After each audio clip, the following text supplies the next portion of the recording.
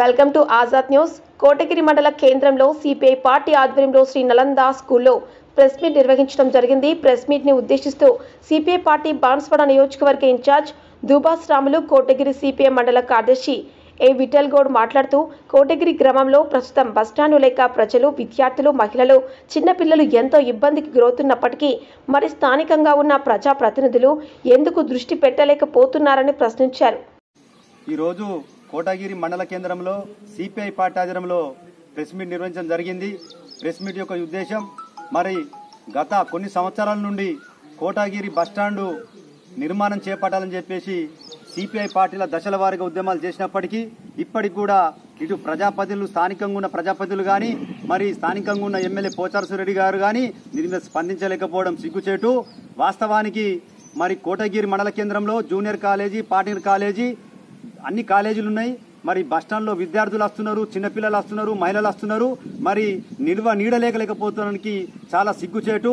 మరి వచ్చేది ఇప్పుడు ప్రస్తుతం వచ్చేది వర్షాకాలం. మరి మహిళలు కానీ చిన్నపిల్లలు కానీ ఎక్కడ నిలబడి వీళ్ళు ప్రయాణం చేస్తారని చెప్పేసి కనీసం మీరు స్థానికంగా ఉన్న ప్రజాప్రతినిధులు ఆత్మవిమర్శన చేసుకోవాలి. మరి అభివృద్ధి పేరు మీద ఏవైతే జరుగుతున్నాయో, ఏవైతే డబ్బులు వస్తున్నాయో అవైతే అభివృద్ధి చేస్తున్నారు. మరి ప్రజలకు అవసరమైనవి మీరు ఎందుకు చేయకొచ్చారని చెప్పేసి, నిర్లక్ష్యం ఎందుకు వహిస్తున్నారని చెప్పేసి ఈరోజు సిపిఐగా డిమాండ్ చేస్తున్నాం.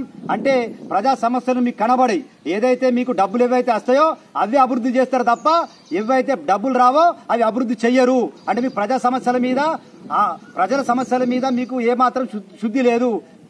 మీకు దాచుకునుడు అలవాటైపోయింది. కాబట్టి స్థానికంగా ఉన్న ప్రజాప్రతినిధులారా మీరు ఇప్పటికైనా స్పందించండి, లేకపోతే మీ ఇల్లులు కూడా ముట్టడి చేస్తామని చెప్పి సిపిఐగా డిమాండ్ చేస్తున్నాం. దీని మీద సీరియస్ గా ఉద్యమాలు నడుస్తాయి. స్థానికంగా ఉన్న పోచారం సురేంద్రరెడ్డి గారు, ఈ గ్రామం కోటగిరి మండల గ్రామం మీరు దత్తత తీసుకున్నారు. ఈ దత్తత తీసుకున్న గ్రామం మీద బస్టాండ్ లేకపోవడం ఇది చాలా సిగ్గుచేటు. ఇప్పటికైనా మీరు స్పందించి వెంటనే మరి 15 లక్షల ఫండ్ ఏదైతే వచ్చిందో దాన్ని నిర్మాణం చేపట్టాలని చెప్పేసి సిపిఐగా నేను డిమాండ్